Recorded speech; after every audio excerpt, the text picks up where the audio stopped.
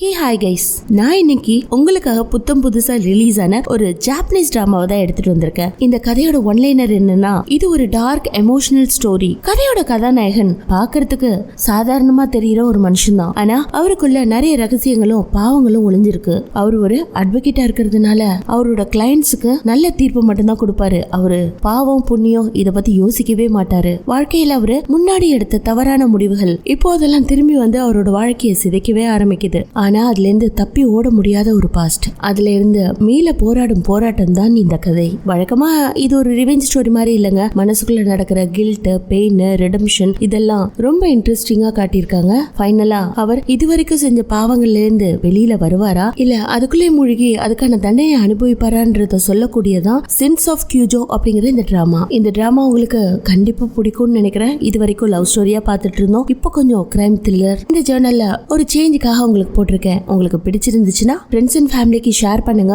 இந்த சேனலுக்கு புதுசா வந்திருக்கவங்க ப்ளீஸ் சப்ஸ்கிரைப் பண்ணி பக்கத்துல இருக்க பெல் நோட்டிபிகேஷனை ஆல் இன் வைங்க. லைக் பண்ணுங்க, மொபைல்ல பாக்குறவங்க ஹைப் பண்ணுங்க. கதையை ஆரம்பத்துல இருந்து கடைசி வரைக்கும் பாருங்க. இப்போ டைம் வேஸ்ட் பண்ணாம கதைக்குள்ள போலாமா? கதையோட ஆரம்பத்துல கோர்ட் சீனை காட்டுறாங்க. அதுல வாதி பிரதிவாதி வந்து நிக்கலாம் அப்படின்ற மாதிரி ஜட்ஜ் சொல்ல, அந்த இடத்துல ஒரு வாய்ஸ் ஓவர். ஆக்சுவலா ஒவ்வொரு லாயருமே நல்லவன்னு சொல்லுவாங்க. அவன் நல்லவனா இருக்கணும்னா நியாயம் தர்மம் இதெல்லாம் பார்க்க கூடாது. என்னோட கிளையண்ட்டுக்கு நல்லவனா இருக்கணும் அப்படின்ற மாதிரி சொல்ல அந்த இடத்துல தீர்ப்பு கொடுக்கறாங்க. ஒரு கெட்டவனுக்கு அவன் அந்த கேஸ்ல வின் பண்ணதுனால தோத்து போனவங்க பயங்கரமா திட்ட ஆரம்பிக்கிறாங்க. அந்த நேரத்துல ஒரு வாய்ஸ் ஓவர், ஒருத்தவங்களுக்கு நல்ல தீர்ப்பு கிடைச்சிச்சுன்னா இன்னொருத்தவங்களோட வாழ்க்கை போகுது அப்படின்னு சொல்லிக்கிட்டே இந்த கதையோட கதாநாயகன் அங்க இருக்கிறவங்கள்ட்ட எல்லாம் திட்டு வாங்கினபடி வெளியில வராரு. வெளியில வரும்போது இன்னொரு அட்வொகேட், என்னையா பண்ணிட்டு இருக்க, இது உலகத்துக்கு அடுக்குமா, கெட்டவனுங்களுக்கா தீர்ப்பு கொடுத்துட்டு இருக்கியே, உங்களுக்காக வாதாடுறியே, இதெல்லாம் உனக்கு பாவமா வந்து சேராது அப்படின்ற மாதிரி சொல்ல எதையுமே கண்டுக்காம அவன் பாட்டுல கேஷுவலா போறான். அந்த இடத்துல ஒரு நல்ல லாயர் வெளி உலகத்துக்கு கெட்டவனா தெரியறான் அப்படின்ற மாதிரி சொல்ல ஜப்பானோட ஒரு ஏரியாவை காட்டுறாங்க. அதுல மக்கள் தொகை ரொம்ப அதிகமா இருக்கு. அந்த இடத்துல நடக்கிறதுக்கு இடம் இல்லைங்க. அப்படியாப்பட்ட நெருக்கலான ஒரு சந்து. அந்த சந்துக்குள்ள தேடிக்கிட்டே போகும்போது கால்ல யக்கோஷிமின்னு கூஜோட அசிஸ்டன்ட் ஒருத்தி, இப்படிதான் போகணும், ஆக்சுவலா நீ நேரா போகணும், லெஃப்ட் எடுக்கிற, கொஞ்சம் கரெக்டா போ அப்படின்ற மாதிரி எல்லாம் வழி சொல்லிட்டு இருக்க. அதுக்கு முதல்ல பேசாம அவரோட கான்டாக்ட் நம்பர் கொடுத்தீங்கன்னா அவருக்கே கால் பண்ணி நான் ஈஸியா போயிடுவேன்ல. சரி நான் போறது கரெக்டா, கொஞ்சம் லொகேஷன் பார்த்து சொல்ல அப்படின்ற மாதிரி இவனும் அட்ரஸ் தேடி அலைஞ்சிட்டு இருக்கான். இப்ப இவன் தேடிட்டு இருக்க அட்ரஸ் கியூஜோடது. நேரா போய் ஒரு ஸ்டெப்ஸ் வரும்டா, அந்த இடத்துல உனக்கு டீடைல்ஸ் இருக்கும், பட் எனக்கு அவசரமான வேலை இருக்கு, நான் போறேன் அப்படின்ற மாதிரி அவ காலை கட் பண்ணிட்டு போக இவனுக்கு எப்படி போறதுன்னே தெரியல. தட்டு தடு மாதிரி அந்த தெருவுகள்ல தேடிட்டு போறான். ஃபைனலா கியூஜோட வீடு இங்கதான் அப்படின்ற மாதிரி ஒரு பிட்டு பேப்பர்ல எழுதி இருக்குங்க. ஆக்சுவலா அட்வொகேட்டோட வீட்டெல்லாம் எவ்வளவு பெருசா இருக்கும். வாசல்ல அவரோட பேர் போட்டு ஒரு கிராண்டான நேம் பிளேட் இருக்கும். பட் இவரை பாத்தீங்களா சின்ன பேப்பர்ல நான் இங்கதான் வாழ்ந்துட்டு இருக்கேன் அப்படின்ற மாதிரி எழுத கரெக்டான இடத்துக்கு தான் வந்திருக்கும் போல இருக்குன்னு மாடியில ஏறி போறான். அந்த இடத்துல என்னோட அசிஸ்டன்ட் உங்களுக்கு தேவைன்னா டெரஸ்க்கு வாங்க அப்படின்னு மாடிப்படியில ஏறிட்டு இருக்கும் போதே நோட்டீஸ் ஒட்டி இருக்கு. என்னது டெரஸா? அதை படிச்சுட்டு இவனும் சந்தேகத்தோட நடந்து போக மேல பாத்தீங்கன்னா அட்வொகேட் கூச்சு உட்காந்து ஏதோ சமைச்சிட்டு இருக்காரு. என்ன சார் பண்ணிட்டு இருக்கீங்க இந்த இடத்துல அப்படின்ற மாதிரி கேட்க, இதான்ப்பா என்னோட வீடு, வாழ்ந்துட்டு இருக்க வீடு இதான் அப்படின்னு ஒரு சின்ன டென்ட்டை காட்ட உனக்கு ஒண்ணுமே புரியல. என்ன உனக்கு பசிக்குதா, உனக்கு சேர்த்து செய்யவா அப்படின்ற மாதிரி கேட்க, இல்ல இல்ல சார் நீங்களே சாப்பிடுங்க, ஆக்சுவலி என்னோட பேர் கரோசிமா அப்படின்னு இவனை பத்தி இவன் இன்ட்ரோ கொடுக்க ஆரம்பிக்க, அதுக்கு முன்னாடியே கூஜோ வெயிட் உன்னை பத்தின இன்ஃபர்மேஷன்களை யக்கோஷிமி என்கிட்ட சொல்லியிருக்கா. என்னோட ரெஸ்யூமில எனக்கு தேவையில்ல, நீ டோக்கியோ யூனிவர்சிட்டியில ஃபேக்கல்டி லா படிச்சிருக்க, இப்ப நீ ஒரு பெரிய லா ஃபிர்ம்ல ஒர்க் பண்ணிட்டு இருக்க, அதுவும் ஹிகோஷிமா என்ற ஃபின்ஸ் லால டாப் மோஸ்ட் லா ஃபிர்ம் கிட்ட ஒர்க் பண்ணிட்டு இருக்கும்போது என்ன தேடி வந்ததுக்கான காரணம் என்ன அப்படின்ற மாதிரி கேட்க, டக்குன்னு கரோசிமா தன்னோட மொபைல்ல அவன் கிட்ட காமிச்சு, இத கொஞ்சம் பாருங்களேன், ஆக்சுவலா உங்களை குறுக்கர்னு இந்த ஊரே பேசிட்டு இருக்கு, கெட்டவனுங்களுக்கா தீர்ப்பு வாங்கி கொடுக்குறீங்க, இதுல உங்களுக்கு என்ன ஆதாயம் அப்படின்ற மாதிரி கேட்க, அட்டர்னி ஒரு நிமிஷம் இங்க வாங்கல, நான் தானே உங்களை கேள்வி கேட்கணும், அதுக்கு முதல்ல என்ன கேள்வி கேட்டுட்டு இருக்கீங்க அப்படின்னு சாப்பிட்டுக்கிட்டே அவன் பாட்டுல உட்காந்துருக்க. இவனுக்கு பேச்சே இல்ல, எப்படியாப்பட்ட இடத்துல வந்து தங்கியிருக்கான் பாரு அப்படின்னு சுத்தி முத்தி பாத்துட்டு இருக்கா. அங்க கட் பண்ணி அடுத்த சீன்ல மிபு மோட்டார்ஸ்னு ஒரு கார் ஷெட்டை காட்டுறாங்க. அதாவது கார் எல்லாம் ரிப்பேர் பண்ற ஒரு கேரேஜ்ல இருந்து மிபுன்னு ஒருத்தன் கையெல்லாம் டாட்டு போட்டுட்டு இறங்கி வரான். என்னாச்சு உனக்கு, எதுக்காக இங்க வந்திருக்க அப்படின்ற மாதிரி கேட்க, என்னோட காரு சும்மா ஒரு இடத்துல இடிச்சுக்கிட்டேன், அதை கொஞ்சம் ரிப்பேர் பண்ணணும், நான் என்னோட வைஃப் கூட அவுட்டிங் போக வேண்டியது இருக்கு அப்படின்ற மாதிரி சொல்ல, நீ காரை சும்மாலாம் இடிக்கல, ஒரு ஆக்சிடென்ட்டை பண்ணிட்டு வந்திருக்க, உண்மையா அப்படின்ற மாதிரி கேட்க, இவனும் கரெக்டா கண்டுபிடிச்சிட்டோம் இப்போ, நீ இதை ரோட்ல ஆக்சிடென்ட் பண்ணிருக்க, பண்ணவங்க கண்டிப்பா உயிரோட இருப்பாங்கன்னு நம்பிக்கையே இல்ல, என்ன பண்ண சொல்லு அப்படின்ற மாதிரி கேட்க, நான் இப்போ என்ன பண்றது அதை சொல்லு மிபு அப்படின்ற மாதிரி அவன் கேட்க, எனக்கு ஒரு லாயரை தெரியும், அவரை இன்ட்ரடியூஸ் பண்ணி வைக்கிறேன்ட்டு இந்த மிபு கூஜோவுக்கு கால் பண்ண, அவரும் ஓகே எனக்கு புரியுது, அங்க என்னோட ஆபீஸுக்கு வந்து என்ன மீட் பண்ணுங்க அப்படின்ற மாதிரி சொல்ல, அதுக்குள்ள கரோஷிமா உங்களுக்கு ஏதாவது கேஸ் வந்துருச்சா அப்படின்ற மாதிரி கேட்க, ஆமா கேஸ் வந்துருச்சு, அப்ப நான் என்ன பண்ணணும், இந்தா இதை கொஞ்சம் வாஷ் பண்ணி வச்சிரு அப்படின்ற மாதிரி சமைச்ச பாத்திரத்தை அவன் கையில கொடுக்க அவன் கையில வச்சுட்டே முடிச்சிட்டு இருக்கான். முதல்ல இதை போய் சிங்க்ல கழுவிட்டு வா அப்படின்னு சொல்லிட்டு ஒரு பாட்டுல கோட்டெல்லாம் மாட்டிட்டு போறாரு. இந்த பக்கம் இவன் பொறுமையா ஒரு பில்டிங் மாதிரி இருக்குங்க, அங்க இறங்கி வந்தோன்னு பாக்குறதுக்கே ஆழ்ந்த மண்டபம் மாதிரி இருக்கு. என்ன சார் இது, நான் அதை கிளீன் பண்ணி முடிச்சிட்டேன் அப்படின்ற மாதிரி கேட்க, ஒன்னும் இல்ல இது ஒரு டான்ஸ் கிளப்பா இருந்துச்சு, இப்ப என்னோட ஆபீஸ் எல்லாத்தையும் எப்படி அழகா மாத்திட்டு பத்தியா, பாக்கிறதுக்கே சூப்பரா இல்ல, சரி இங்கதான் நம்ம ஒர்க் பண்ண போறோம் அப்படின்ற மாதிரி சொல்ல, ஓ இந்த இடத்துலயா அப்படின்னு ஒரு டேபிள் இருக்கு, அந்த இடத்துல போய் உட்கார போக, நோ நோ நோ அது கஷ்மியோடது அப்படின்னு சொல்ல, அப்ப இந்த டேபிள் எனக்கு இல்லையா, சரி வேற எங்க எனக்காக டேபிள் போட்டிருக்கீங்கன்னு அங்க குப்பையும் குழுமா கிடக்குங்க. அவனோட டேபிள் எங்கன்னு பொறுமையா அந்த ரூம்ல தேடி பார்த்துட்டு இருக்கான். அந்த நேரத்துல மொரிட்டாவும் மிம்பு அந்த இடத்துக்கு வராங்க. மொரிட்டா ஆக்சிடென்ட் பண்ணிட்டான். மிம்பு வந்த உடனே இவன் யாரு அப்படின்ற மாதிரி அதிர்ச்சியா பார்க்க, நீ பயப்படாத இவனும் லாயர் தான் அப்படின்ற மாதிரி சொல்ல, ஆமா நான் லாயருங்க, புதுசா வேலைக்கு சேர்ந்திருக்கேன் அப்படின்ற மாதிரி கரேஷிமா சொல்ல, என்னை விட இவனை நம்பலாம், ரொம்ப நல்லவன், வந்திருக்கவங்களுக்கு கொஞ்சம் டீ போட்டு கொடு அப்படின்ற மாதிரி சொல்ல, எங்க அப்படிங்கிற மாதிரி கரேஷிமா கேட்க, அதோ பார் அப்படின்ற மாதிரி இவரும் கை காட்ட அவனுக்கு ஒண்ணுமே புரியல, முழிச்சிட்டு இருக்கான். இந்த பக்கம் சரி நடந்த விஷயத்த சொல்லுங்க அப்படின்ற மாதிரி மொரிட்டா உட்கார வச்சு, என்ன பண்ண, எப்படி ஆக்சிடென்ட் நடந்துச்சு அப்படின்ற மாதிரி கேட்க, அதெல்லாம் ஒண்ணும் இல்ல, நான் ரோட்ல போயிட்டு இருந்தேன் அப்படின்னு அப்படியே இழுத்துக்கிட்டே உட்கார்ந்துட்டு இருக்கான். அந்த நேரத்துல விபு டக்குன்னு உண்மையை சொல்லு, லாயர் கிட்ட உண்மையை சொல்லணும் அப்படின்னு சொல்ல, சரி சரி ஆக்சுவலா நான் ரோட்ல போயிட்டு இருக்கும்போது ஒரு ஆக்சிடென்ட், நான் ஒரு பொருள் மேல இடிச்சிட்டேன் அப்படின்னு சொல்ல, பொருளா, என்ன பொருள், யாரு செத்தா அப்படின்ற மாதிரி அட்வொகேட் கேட்க, அதுவா அப்படின்ட்டு இப்படியும் அப்படின்னு திருப்பி பார்த்துட்டு இருக்கான். அப்படியே சீன் பிளாஷ்பேக் உள்ள போது இவன் வண்டி ஓட்டிட்டு போகும்போது ஏதோ ஒரு டூ வீலர்ல இடிச்ச மாதிரி இருக்கு, ஹெல்மெட் பறந்து கீழே விழுது, அப்படியே ரோடெல்லாம் ரத்தமாகுதுங்க. இப்படியாப்பட்ட காட்சிகளை அவங்கிட்ட சொல்றதுக்கு தயங்கிக்கிட்டு யோசிச்சுட்டு இருக்கும்போது, இங்க பாரு லாயரோட பிரைமரி டியூட்டியே ஒரு கிளையண்ட காப்பாத்துறது தான், நீ என்ன வேணாலும் சொல்லு, உன்னை நான் காப்பாத்துறேன் அப்படிங்கிற மாதிரி கியூஜோ சொல்ல, சரி என்னாச்சுன்னு உண்மையை சொல்லுன்னு திரும்பவும் கியூஜோ கேட்க, இவன் அதுவாங்க அப்படின்னு கிட்டக்க நெருங்கி வர, குடிச்சிருக்கியா, ஆமா நான் குடிச்சிருக்கேன் அப்படின்ட்டு எல்லாரையும் சுத்தி முத்தியும் பாக்குறான். எப்படி இவரு எல்லாத்தையுமே கண்டுபிடிக்கிறான்னு திருப்புருன்னு முழிக்க, அந்த பக்கம் மேபோ மூஞ்ச கூட பார்க்காம ரியாக்ஷன் கூட கொடுக்காம அப்படியே நின்னுட்டு இருப்பான். சார் நான் எல்லாத்தையுமே சொல்லிடுறேன், ஆக்சுவலா நான் வண்டி ஓட்டிட்டு போகும்போது ரேரான ஒரு கேம் வந்துச்சு, அந்த கேமை நான் செக் பண்ணி பார்க்கும்போது இந்த ஆக்சிடென்ட் நடந்துச்சு. ஓகே இப்போ குடிச்சிருக்க, அந்த நேரத்துல மொபைல் யூஸ் பண்ணது தப்பு, ரெண்டுமே கிரைம் தான், உன்னை போலீஸ் பலவிதமா நோண்டி கேட்பாங்க, அது மட்டும் இல்ல நீ எந்த நேரத்துல அந்த புது கேம்ல லாகின் பண்ணன்ற இன்ஃபர்மேஷன் கூட கேமிங் கம்பெனி கிட்ட விசாரிப்பாங்க அப்படின்னு இத கரோஷிமா சொல்ல, சரி இப்ப நான் வண்டியில ஒருத்தனை இடிச்சிட்டல, அவன் ஒருவேளை செத்து போயிட்டானா என்ன பண்ணுவாங்க, எனக்கு என்ன தண்டனை கொடுப்பாங்க அப்படின்ற மாதிரி கேட்க, இந்த பக்கம் குஜோவுக்கு தும்மலே வந்துருது. சாரி இந்த இடமே கொஞ்சம் டஸ்டா இருக்குல்ல, அதனாலதான், நீ இப்ப குடிச்சிருக்க, வண்டி ஓட்டுன, ஆக்சிடென்ட் பண்ணி ஒருத்தர் செத்தானா அதுக்கு 20 வருஷம் லைஃப் சென்டென்ஸ், பேசாம நீ கேம் விளையாண்டுன்னு சொல்லாமலே இருந்துரு அப்படின்னு கரேஷிமா சொல்லிட்டு காஃபி எல்லாம் கொடுத்துட்டு ஓரமா நின்னுக்கிறான். அந்த நேரத்துல அப்போ நான் இடிச்சவன் செத்து போயிட்டானா அப்படிங்கிற மாதிரி திரும்பி அவன் கேள்வி கேட்க, நீ டேஞ்சரஸ் டிரைவிங் பண்ணினா அதுக்கு தனியான தீர்ப்பு, அதுவே நீ நெக்லிஜென்ஸ் டிரைவிங் பண்ணினா அதுக்கு சஸ்பெண்டட் சென்டென்ஸ் தான் கொடுப்பாங்க, இதுக்கும் அதுக்கு என்ன வித்தியாசம்னு மொரிட்டோ கேட்க, நீ இப்ப சொல்ல போற பதில்ல தான் இது டேஞ்சரஸ் டிரைவிங்கா இல்ல நெக்லிஜென்ஸ் டிரைவிங்கான்னு போலீஸ் தீர்மானிக்கும், இப்போ இந்த கேஸ் கியூஜோ கிட்ட தான் இருக்கு, அவர் தான் இதை தீர்மானிக்கணும் அப்படின்னு மிபு சொல்ல, ஏய் என்னடா சொல்றீங்க, 20 வருஷம் ஜெயிலுக்கு நான் போகணுமா அப்படின்ற மாதிரி உன் புலம்பிட்டு, கடவுளே நான் இடிச்சுவேன் உயிரோட இருக்கணும் அப்படின்ற மாதிரி சொல்ல, அந்த நேரத்துல குஜோ நீ நினைக்கிறது தப்பு, இடிச்சுவன் செத்து போயிட்டானா சாட்சி சொல்ல மாட்டான், அதை யோசிச்சியா அப்படின்ற மாதிரி சொல்ல, அங்க இருக்கவங்க எல்லாம் பயங்கரமா ஆச்சரியப்படுறாங்க. என்ன எல்லாரும் அப்படி பாக்குறீங்க, ஆக்சுவலா இடிச்சவன் வந்து சாட்சி சொன்னா மட்டும்தான் இந்த கேஸ் நிக்கும், அது இல்லனா எல்லாருமே கிரவுண்ட் வெரிஃபிகேஷன் மட்டும்தான் பண்ணுவாங்க, அதுல நம்மளால ஈஸியா ஜெயிச்சிட முடியும். சரி உன்னோட போனை கொடு, இந்த போனை நீ போலீஸ் ஸ்டேஷனுக்கு எடுத்துட்டு போக கூடாது, இதுல லாட் ஆஃப் எவிடன்ஸ் இருக்கு, போலீஸ் கேட்டா அது மிஸ் ஆயிடுச்சுன்னு சொல்லு, அடுத்து உன்னோட பர்ஸ் எடு அப்படின்னு சொல்லிட்டு அதுல இப்போ நீ ஆல்கஹால் வாங்கினதுக்கான பில்ல வச்சிருப்ப, அதெல்லாம் எடுத்து கீழே போட்டுரு. அடுத்த விஷயம், உன் உடம்புல இருக்க ஆல்கஹாலை இப்ப ரிமூவ் பண்ணி ஆகணும், இல்லைன்னா செக் பண்ணியே கண்டுபிடிச்சிருவாங்க, அதுக்கு தாத்தியான்னு ஒண்ணு இருக்கு, அதை யூஸ் பண்ணி ஆல்கஹாலை உன் பாடியில இருந்து ரிமூவ் பண்ணு,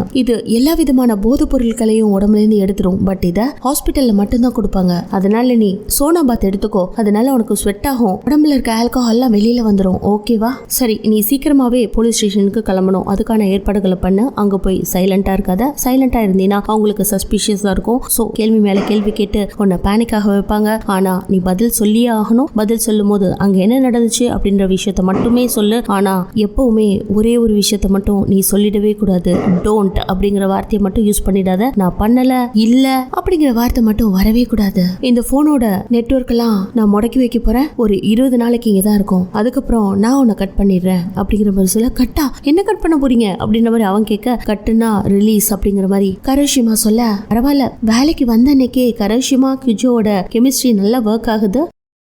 அடுத்த சீன்ல ஆக்சிடென்ட் ஆனவங்களுக்கு ஆபரேஷன் ஆகிற மாதிரி காட்டுறாங்க. வைஃப் வெளியில உட்காந்து அழுதுட்டு இருக்காங்க போல இருக்கு. அவங்க கிட்ட ரிலேஷன்ஸ் வந்து என்னாச்சு அப்படின்ற மாதிரி கேட்க, அவர் அப்பவே இறந்துட்டாரு, என் பையனுக்கு தான் ஆபரேஷன் நடந்துட்டு இருக்குன்ற மாதிரி சொல்லி பயங்கரமா ஃபீல் பண்ண, இந்த பக்கம் வேலையெல்லாம் முடிச்சுட்டு அன்னைக்கு லேட் நைட் குஜோவும் கரோசுமாவும் கார்ல போயிட்டு இருக்கும்போது வேர்ல்டு நம்பர் 1 டாக்கியாக்கி அப்படின்ற மாதிரி பேனரை பார்த்து சொல்ல, வேர்ல்டு நம்பர் 1 டாக்கியாக்கின்னு எப்படி இருக்கு, இது ஜப்பானோட நம்பர் 1 டாக்கியாக்கி தானே, மற்ற நாடுகள்ல விற்கிறாங்களா என்ன அப்படின்ற மாதிரி கேட்டுட்டு, அப்போ நீ வேர்ல்டு ஃபன்னியஸ்ட் ஒசையாக்கியை பத்தி பேசவே இல்லையே அப்படின்ட்டு இவங்க அங்க இருக்கிற நாட்டு நடப்பெல்லாம் பத்தி பேசிட்டு இருக்கும்போது பின்னல்ல இருந்து டக்குன்னு மொரிட்டோ, டே பேசாம வண்டி ஓட்டுங்கடா, நான் இப்படி பின்னாடி உட்காந்துட்டு இருக்கேன், ஜெயிலுக்கு வேற போறேன்னு பயமா இருக்கு, இந்த நேரத்துல இப்படி பாய்க்கு வந்ததெல்லாம் பேசிட்டு போறீங்களே அப்படின்ற மாதிரி சொல்ல, இங்க பாரு உன்னோட கேஸ விபுக்கா தான் எடுத்திருக்கோம் புரியுதா, சைலண்டாவா, இல்லனா நீ கேட்ட இடத்துல இறக்கி விடாம இங்கேயே இறக்கி விட்டுருவேன். ஆனா ஒரு விஷயம், நீ ஜெயிலுக்கு போனேன்னு வச்சுக்கேன் 20 வருஷம் டக்கியாக்கி சாப்பிட முடியாது, எதையுமே என்ஜாய் பண்ண முடியாது, ஓகேவா, இப்ப அமைதியா இருக்கியா அப்படின்ற மாதிரி கேட்க, ஓகே அப்படின்னு அவ அமைதியா ஆயிடுறான். அடுத்த சீன்ல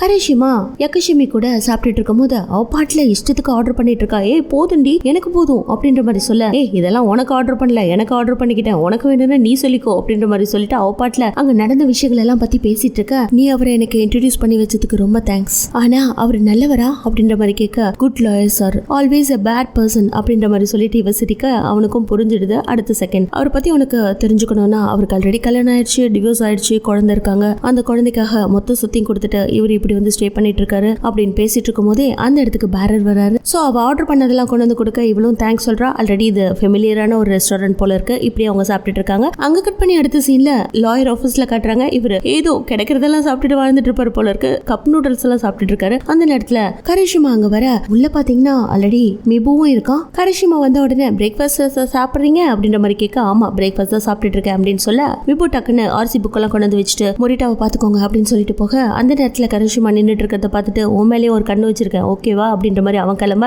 அடுத்த செகண்ட் கரிஷிமா கியூஜு கிட்ட மிபு என்ன பண்ணிட்டு இருக்காரு அப்படின்ற மாதிரி கேட்க, அவர் ஒரு கார் ரிப்பேரிங் ஷாப் வச்சிருக்கான் அப்படின்னு சொல்லிட்டு அவர் பாட்டில் நூடுல்ஸ் சாப்பிட்டுட்டு இருக்கும்போது, சரி மொரிட்டாவோட ட்ரையல் எப்படி போச்சு, போலீஸ் என்னென்ன கேள்வி எல்லாம் கேட்டாங்க அப்படின்னு கேட்க, விக்டிம் ஒரு ஃபாதர் பையனை டே கேர்ல இருந்து கூட்டிட்டு வரும்போது இந்த ஆக்சிடென்ட் நடந்திருக்கு. அவரோட பேர் அஷிட்டோ மிஜிஷி, ஏஜ் 35 இருக்கும். 6 வயசு பையனை டே கேர்ல இருந்து கூட்டிட்டு வரும்போது ரொம்ப சோகமா இருந்திருக்காரு, டிப்ரெஷன்ல இருந்திருக்காரு. ஓ டிப்ரெஷன்லயா, ஆமா, என்ன பண்ணிட்டு இருக்காரு, அவர் இப்ப செத்துட்டாரு. இது எல்லாமே மொரிட்டாவோட கார் டேஷ் கேமரால பதிவாகி இருக்கு. ஆனா அந்த இடத்துல சஸ்பிஷியஸான ஒரு விஷயம் நடந்திருக்கு. என்னன்னா ஆக்சிடென்ட் ஆன இடத்துல ஹெல்மெட் பறந்து போய் தலை கீழே இடிச்சு பிளட் லாஸ் ஆயிருக்கு அப்படின்ற மாதிரி மொரிட்டா சொன்னா அது போய், அந்த இடத்துல அவரு கீழே விழுந்து செத்தோன்னு அவருக்கு ப்ளீடிங்கே இல்ல. பையன் உயிரோட இருக்கான், பட் அவனுக்கு பலமான அடி, அதனால அவனுக்கு கால்ல ட்ரீட்மெண்ட் கொடுத்துட்டு இருக்காங்க. அது மட்டும் இல்ல, ஒருத்தன் செத்து கீழே விழுந்தானா ரத்தம் வரல அப்படின்னா என்ன அர்த்தம், அவன் கீழே விழுறதுக்கு முன்னாடி செத்துட்டான்னு தானே அர்த்தம்.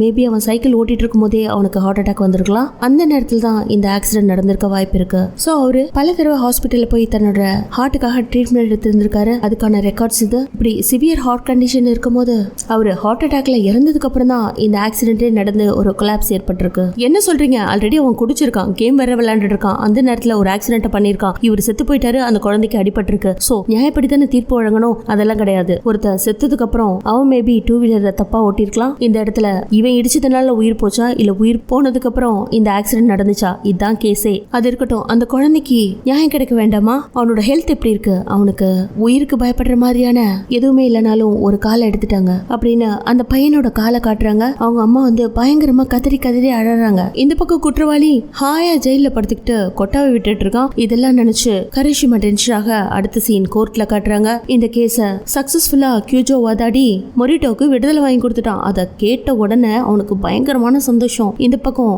அந்த பையன் அவங்க அப்பாவோட போட்டோவோட உட்காந்துட்டு இருக்க, பக்கத்துல அவங்க அம்மா பயங்கரமா கதறி அழறாங்க. சோ அவங்களுக்கு பாத்தீங்கன்னா சாதாரணமா சின்ன அமௌண்டா அந்த பையனுக்கு அடிபட்டதுக்கான காம்பன்சேஷனை மட்டும் தான் கொடுத்துருக்காங்க. இந்த பக்கம் அவன் மொபைலை வாங்கிட்டு செம்ம ஜோஷா அங்க இருந்து போறான். அந்த நேரத்துல அந்த குழந்தைய வீல் சேர்ல வச்சுட்டு அவங்க அம்மா தள்ளிட்டு போக, அதெல்லாம் கரிஷிமா பார்த்து பயங்கரமா ஃபீல் பண்ணிட்டு, என்னதான் இருந்தாலும் அவங்களுக்கு இப்படியாப்பட்ட நியாய தீர்ப்பு வழங்கி இருக்க கூடாது, இவங்கள்ட்ட எல்லாம் காசு இருக்கு இல்லையா அப்படின்ற மாதிரி சொல்ல, இங்க பாரு நம்ம கிட்ட யார் வராங்களோ அவங்களுக்கான சக்சஸ் தான் என்னால கொடுக்க முடியும் அப்படின்ற மாதிரி சொல்லிட்டு அவன் பாட்டுல போக, சரி நான் ஒரே ஒரு விஷயம் மட்டும் கேக்குறேன், அந்த பையனோட நிலைமையை நினைச்சு பாத்தீங்களா அப்படின்ற மாதிரி சொல்ல, அந்த பையனோட நிலைமைக்காக என்னால எதுவுமே பண்ண முடியாது அப்படின்ற மாதிரி சொல்ல, அட்லீஸ்ட் அந்த பையனுக்கு ஏதாவது காம்பன்சேஷனாவது வாங்கி கொடுங்க அப்படின்ற மாதிரி சொல்ல, அவனுக்கு கிளைம் பண்ணிருக்காங்க, அவனுக்கு சேர வேண்டியது சேர்ந்துரும். ஒரே ஒரு விஷயம் மட்டும் மைண்ட்ல எப்பயுமே வச்சுக்கோ, கிளையண்ட் எப்பயுமே லாயரை நம்புறாங்க, லாயர் எப்பயுமே கிளையண்ட்டுக்கு எது நல்லதோ அதன்படி தான் செய்வாங்க. அதுக்காக பாதிக்கப்பட்டவங்களுக்கெல்லாம் லாயர் போய் ஃபீல் பண்ணிட்டு உட்காந்துட்டு இருக்க முடியாது. இதுதான் ஃபேக்டும் கூட. இருந்தாலும் அவங்களோட பாவம் நம்மள காலம் முழுக்க சுத்திக்கிட்டே இருக்கும், அதை நம்ம ஏத்துக்கணும் அப்படின்னு சொல்லிட்டு அவன் பாட்டுல போக, ரியாலிட்டியை ஒத்துக்கிற மனுஷனா இருக்கானே அப்படின்னு கரேஷிமா அப்படியே ஆடி போய் நிக்கிறான்.